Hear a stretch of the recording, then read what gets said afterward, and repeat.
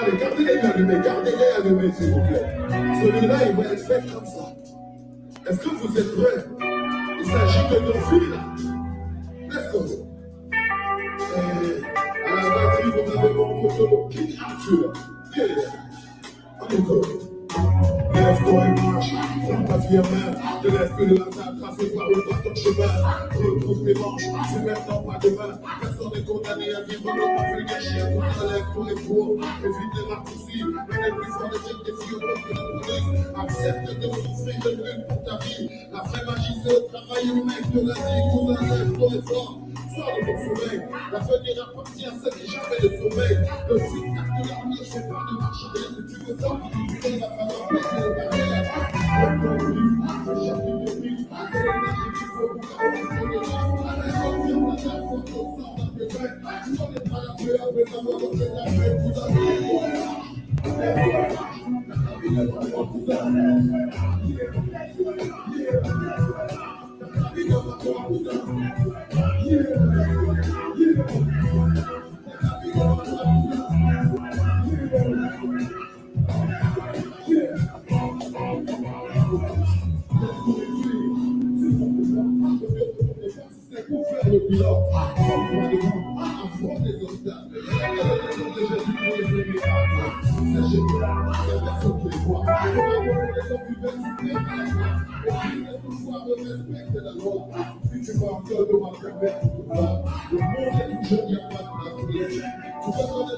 Entrepreneur, c'est Christian et bien c'est l'air franchi. Je voulais lancer cette intro par du Valsero. Valsero est un rappeur talentueux d'origine camerounaise. Et pourquoi j'ai choisi cette chanson-là? Écoutez ce qu'il dit. Ok, j'ai pris quelques notes. Il dit: lève-toi et marche, prends ta vie en main, ne laisse plus le hasard crasser ou passe ton chemin. Il dit: repousse tes manches, c'est maintenant et pas demain. Personne n'est condamné à vivre comme un chien. Ok les gars, les crypto-monnaies, la blockchain offre des opportunités exponentielles les gars. C'est pour ça que dès que j'ai du temps, j'écris ces vidéos-là, j'écris du contenu. Et je vous invite, les amis, ok? Parce que vous vous plaignez, quand je ne fais pas des vidéos, c'est une personne qui m'écrit: alors, oh Christian, pourquoi il n'y a pas d'informations aujourd'hui? Pourquoi tu n'écris pas des vidéos? J'ai fait beaucoup d'efforts pour trouver du temps, pour créer du contenu pour vous. Parce que l'information, je le fais pour vous. Je ne gagne absolument rien et je n'ai aucune ambition, ok, de créer un média, ok? Je fais ça pour vous informer, pour vous éduquer, pour que nous, les Africains, ok, nous, les Blacks, nous ne perdons pas cette opportunité, ok? Nous avons raté l'Internet, les gars. Ne ratons pas la blockchain et les crypto-monnaies. L'opportunité est immense. Et ce n'est pas un conseil financier, ce sont mes convictions, ce sont mes ambitions.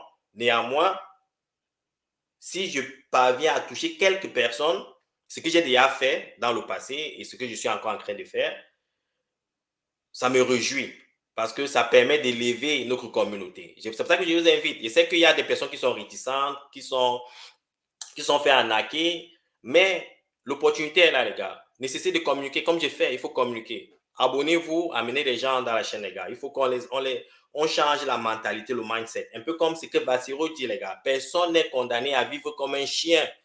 Parce que les opportunités sont là, les gars. Les opportunités sont là. Quand on voit des jeunes sur des motos, il pleut, ils sont toujours là. Ça fait mal de voir ça. Alors qu'avec les crypto-monnaies, la blockchain, il y a de l'emploi, il y a des opportunités à créer. Il faut être innovateur. J'ai reçu Jan hier, il y aura un hackathon du 21 au 24 à Douala. Les formations sont gratuites. On crée des développeurs blockchain. Donc, l'opportunité est là, mais les gens ne sont pas informés. Le problème, c'est que les gens ne sont pas informés.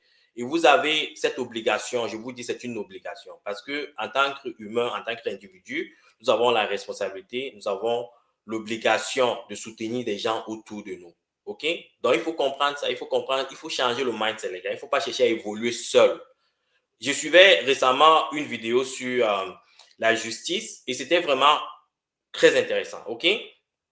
Il y a certaines personnes bon, quand on s'attaque à un individu, le plus souvent autour de nous, certaines personnes se disent que bon, cette histoire-là ne peut jamais m'arriver.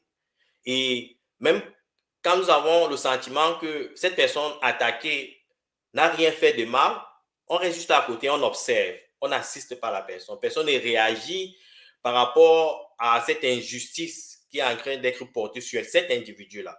La majorité des individus sont comme ça. Nous sommes des observateurs, on se dit, bon, ça ne pourra jamais nous arriver. Loin s'en faut, les gars. Parce que quand ils vont s'attaquer à cet individu, ils vont s'attaquer à un autre individu, et puis ils viendront à vous. Parce que c'est ça un système. Le système s'attaque à tout le monde. Ça commence par un individu, après ça s'attaque à tout le monde. OK? Donc, c'est pour ça que, et c'est la réalité avec la création de la richesse. Il y a surtout dans certaines communautés, OK? Il y a des personnes qui arrivent à un certain standard. Et quand ils arrivent à un certain standard, ils observent autour d'eux qu'il y a beaucoup d'opportunités et qu'ils peuvent élever leur communauté. Ce qu'ils font, ils veulent être là-bas seuls. Ils pensent que en aucun moment dans la vie a des surprises, les gars. Alors, ils se disent que non, je serai là pour toujours. Et après 1 an, 5 ans, vous les revoyez redescendre. Parce qu'ils n'ont pas ce support-là autour d'eux pour les retenir vers le haut. Et pour créer ce support qui vous retient vers le haut, les gars, c'est votre communauté. C'est votre communauté. J'ai des amis, d'université certains qui à l'université, moi, je vous dis, les gars, moi, je viens d'un background de pauvre, ok? Bon, pas totalement pauvre, mais je n'avais pas autant de moyens pour tenir dans la vie, ok? Mes parents n'avaient pas assez de moyens. Je vous dis, je suis allé à l'université avec des étudiants nantis. Quand je les vois aujourd'hui, c'est comme si leurs parents n'ont jamais rien eu dans la vie. Ils sont presque zéro. Presque zéro, parce qu'à l'université, ces personnes étaient si arrogantes. Ils sélectionnaient même qui pouvait être leur ami. Ok, ils avaient leur groupe d'enfants des riches là. Quand je les vois aujourd'hui, les gars, ça fait pitié, parce que même les pauvres avec qui ils pouvaient ils ne communiquaient pas. Donc, ils n'ont pas créé ces relations-là. Et aujourd'hui, ils n'ont pas comment dire, ils n'ont pas ce support communautaire pour les ramener vers le haut. Donc, ce qui veut dire, les gars, quelle que soit votre situation aujourd'hui, il faut comprendre que c'est éphémère, c'est précaire. Quelque chose peut arriver, vous pouvez tomber malade. Et toute la richesse que vous avez conservée, vous l'utilisez pour vous faire soigner, ça finit. Et c'est fini pour vous. Qui va vous aider?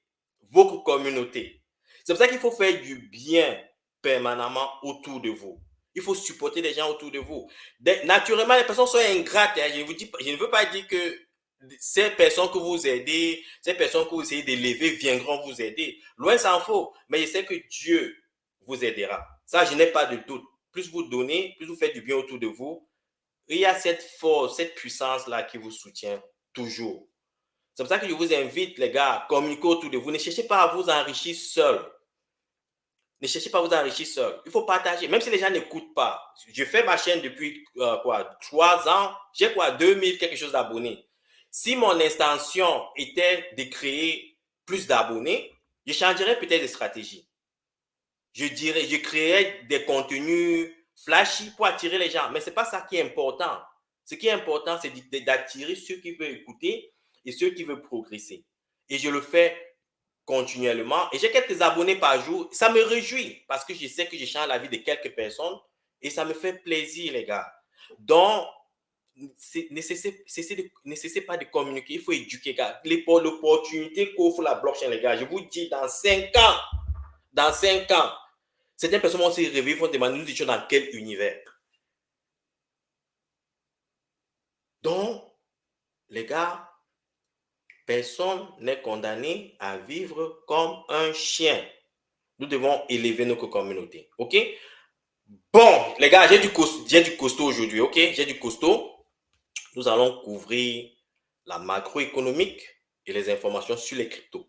Je vais d'abord commencer par les informations sur les cryptos. Je partage mon écran. Bon, là, nous sommes sur CoinGecko. Au niveau des cryptos actifs, on s'approche inéluctablement des 15 000 projets. Comme je vous ai dit, les gars, faites attention à ceci. La majorité de ces projets, pourrait dire 99 de ces projets mourront. Ne perdez pas attention à cette information-là, OK? Au niveau de la captation totale des cryptos actifs, les gars, on s'avance davantage vers la hausse, OK? Souvenez-vous que le all-time high de la captation des crypto-monnaies était presque de 3 000 milliards de dollars, OK? Nous n'en sommes pas loin. Souvenez-vous qu'il y a environ 2 semaines, ceci s'approchait de 2 000 milliards de dollars. Donc, il y a de plus en plus des capitaux qui se dirigent sur les marchés. OK? Au niveau de la dominance du Bitcoin et du d'Ethereum, vous voyez, ces deux cryptos-actifs prennent toujours plus de valeur sur les crypto-monnaies. Ça veut dire que ce n'est pas encore le altcoin saison. OK? Quand vous voyez cette baisse de la dominance du Bitcoin à 40%, 30%, ça veut dire que les gens s'orientent déjà vers les cryptos actifs. Ça, c'est plus pour les traders. OK? Ça veut dire qu'il faut commencer à vendre ces bitcoins pour se positionner sur des actifs qui peuvent se multiplier davantage. OK? Mais si vous avez la conviction sur vos cryptos actifs, restez sur vos cryptos actifs. Et en passant, si ce n'est pas un conseil financier, c'est juste mon opinion. Au niveau des prix, le bitcoin, 65 451. Souvenez-vous, les gars, il y a environ 2 semaines, nous étions à 56 000. Donc, ça veut dire quoi? Ça veut dire qu'en moins de 2 semaines, le Bitcoin a repris 9 000 $. Allez me trouver un actif sur les actions, sur les stocks qui fait 9 000 $, qui fait une appréciation de presque 13%, 20% en 2 semaines. Ça, c'est rare, les gars. OK? Il n'y a que dans les cryptos actifs que vous voyez ça. OK? Ethereum, 3 451 $, BNB, 580 $, Solana, 167 $. XRP, 56 $. XRP a pris beaucoup de valeur ces derniers temps. En termes d'appréciation, alors on peut regarder dans les dernières semaines les projets. Oh, les shitcoins reprennent de plus en plus de valeur, les gars. Ce qui est bon avec les shitcoins, c'est quoi? C'est que quand les shitcoins prennent de la valeur, ça perd de la valeur avec beaucoup de passion. Vous voyez, 20%, 30%, 40% de dépréciation. Mais quand ça s'apprécie, les gars, ça s'apprécie avec beaucoup de vengeance. Vous voyez, Pop4, 77,5% en une semaine. Dog with Art, 55,7% en une semaine. Avi, 45,5%. Avi n'est pas un shitcoin, c'est bon, c'est pas un meme coin, c'est un bon projet. Bicenso, 40% en une semaine. PP, 37%. Vous voyez, il y a une certaine appréciation sur le marché. Vous voyez, Injectif repart à 35,5%. Ça, c'est un des bons projets, les gars. Injectif, Internet Protocol, Bicenso, et ce sont des projets à fort fondamentaux. Maintenant, faites vos recherches et positionnez-vous. OK? Maintenant, on va aller jeter un coup d'œil rapide sur Crypto Bobo pour voir un peu avec plus de magnétisme, de bulles pour voir comment les marchés se comportent. Ces dernières semaines, vous voyez, le marché est presque... On a l'impression de repartir vers le bull run. Alors, on va dans le top 100, vous voyez, un peu comment le marché se comporte. Wow! On dit 17%, bon, 29,5%, Solana 21% en une semaine, Injective 34%, on l'a couvert. Jupiter 34%, Pops 4, 75,5%. Vous voyez, ça fait du bien, ça fait plaisir quand on voit toutes ces progressions sur le marché. Est-ce que ceci va être un signe pour une croissance exponentielle vers le bull run? Pour confirmer cette information, il faudra aller check un peu certains graphiques et aussi regarder les informations sur la macroéconomie, ce que je vais faire à l'instant. Avant de faire ça, je vais d'abord couvrir l'info sur les cryptos actifs. On va d'abord aller sur Cointelegraph. Un instant, les gars, j'y arrive. Cointelegraph.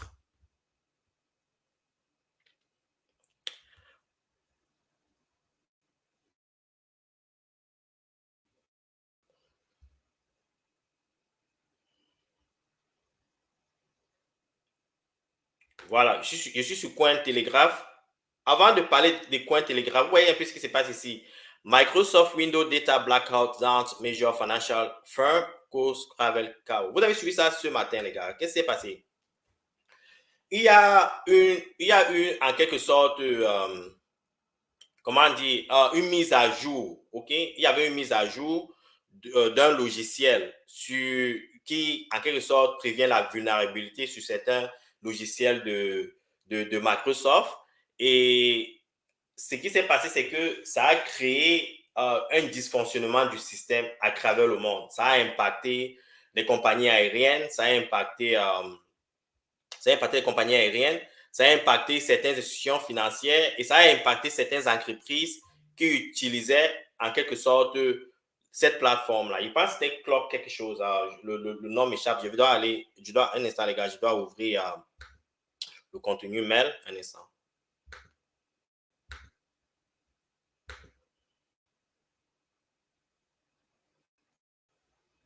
Oui, c'était CrowdStrike. OK? CrowdStrike en quelque sorte, c'est ce logiciel-là qui permet de contrôler la vulnérabilité sur certaines plateformes, sur les plateformes aéroportuaires. OK?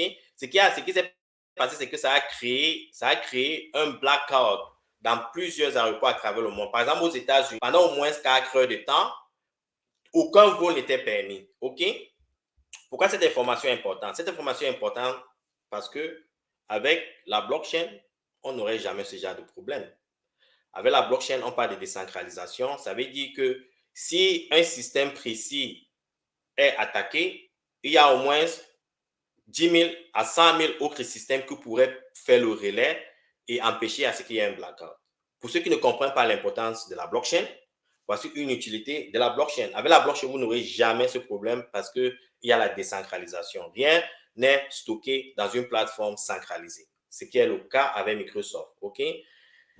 Et CrowdStrike. OK? C'est ce qui explique un peu, je voulais prendre cette opportunité pour parler un peu de l'importance de la blockchain. OK? Donc, ça, c'est une information très importante et qui détermine encore l'utilité de la blockchain. Maintenant, vous allez vous poser la question de savoir dans les prochains mois, où va le prix du Bitcoin? Où va le prix des crypto-monnaies? Comme je vous ai dit, et ça, c'est par rapport aux données historiques, il y a les hausses et les bas, OK, dans les marchés des cryptos actifs. La baisse que vous avez vue de 40%, 60%, 80% sur certains actifs, il y en aura toujours pendant ce bull run, OK? Parce que les gens prennent leur profit. Quand les gens vendent, le prix baisse, OK? C'est le prix, c'est la réalité économique, OK? Maintenant, on va aller vers les prédictions, OK? Je vais d'abord couvrir l'aspect macroéconomique. Je vais parler du taux d'inflation et du taux directeur, et je vais parler de monetary base, la base monétaire aux États-Unis, le débasement en quelque sorte, et je vais conclure avec certains graphiques pour vous donner la direction où va le marché. Et j'y vais un instant, je partage mon écran. Site du CME Watch. On va regarder au niveau des probabilités. D'après cette analyse, il est de plus en plus probable que c'est quand ça, le 31, OK? Le 31 de ce mois, il est de plus en plus probable qu'il n'y aurait pas de baisse, OK? Donc, les taux directeurs vont rester entre 5,25 et 5,50%, OK? Donc, il n'y aura pas de baisse, OK, pendant la prochaine réunion. Par contre, pendant la réunion du 18 septembre 2024, on estime déjà à 91,7% qu'il y aura une baisse. Et on estime qu'en novembre, c'est 50-50, on aurait davantage de baisses, OK? Et d'ici la fin de l'année, on estime qu'il y aura une autre baisse. Donc, on estime qu'il y aura une baisse d'environ 0,75% sur les taux directeurs aux États-Unis.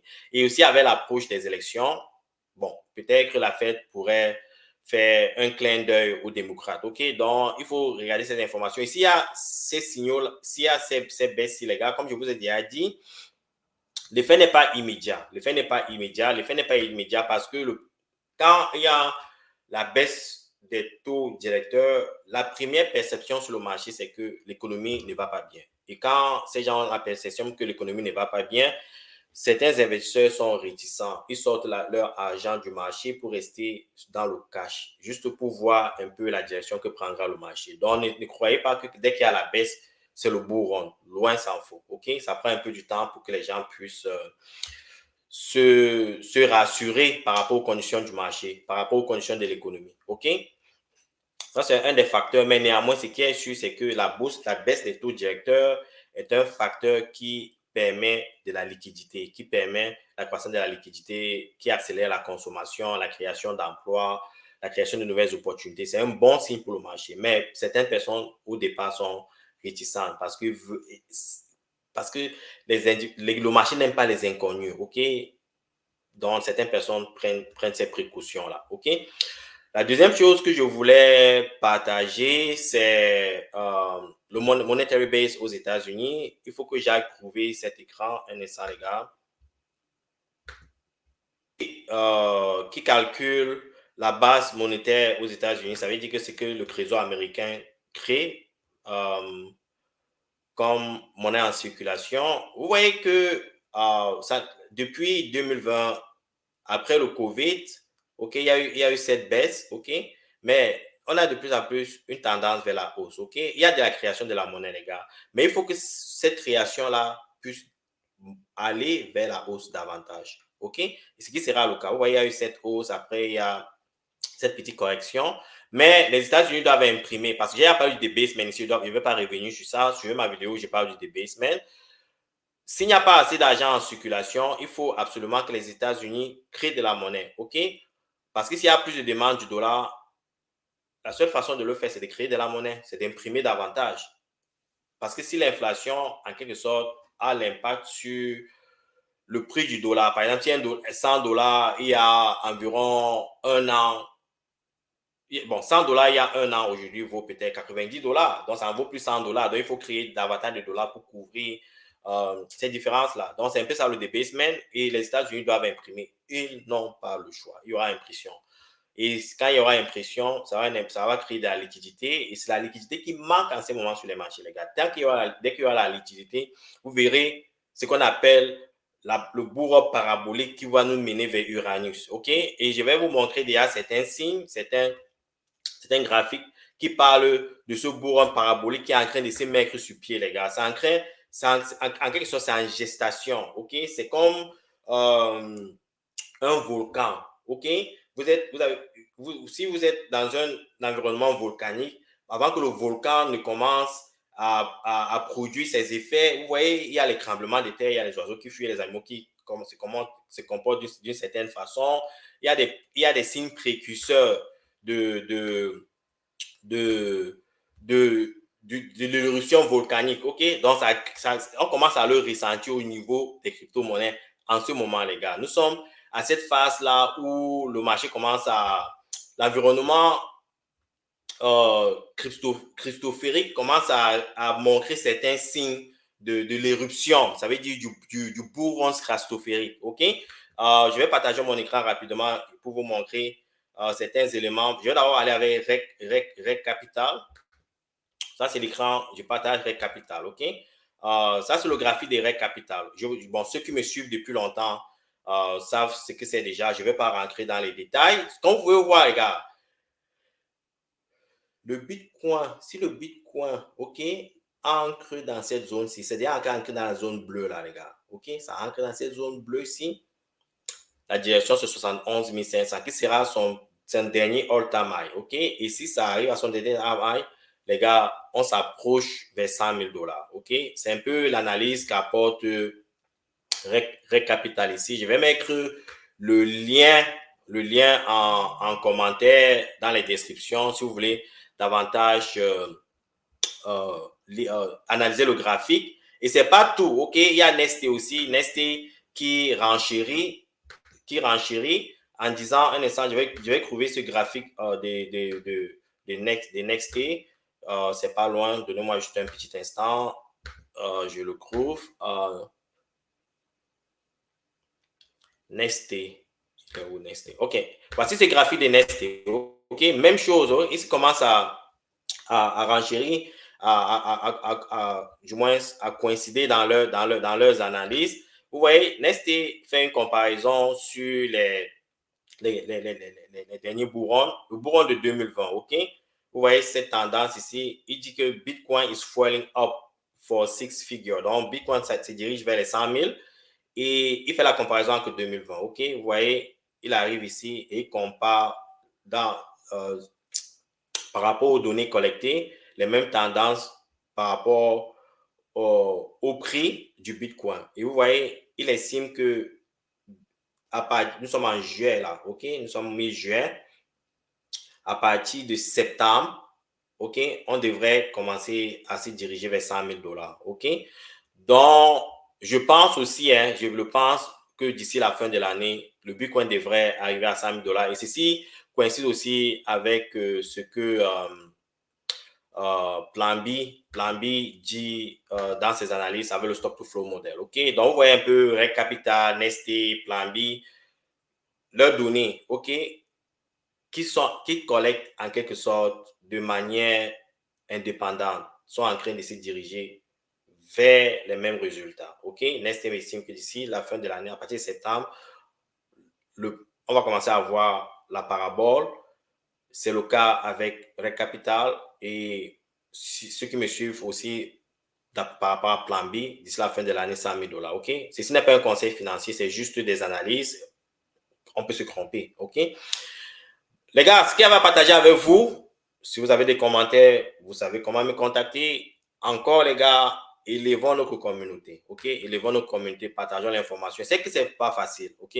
Surtout avec les arnaques comme l'ILMA, les personnes sont prudentes. Certaines personnes ont perdu leur vie et c'est difficile d'aller passer ces informations-là. Mais les gars, l'opportunité est immense. OK? Bonne soirée à vous.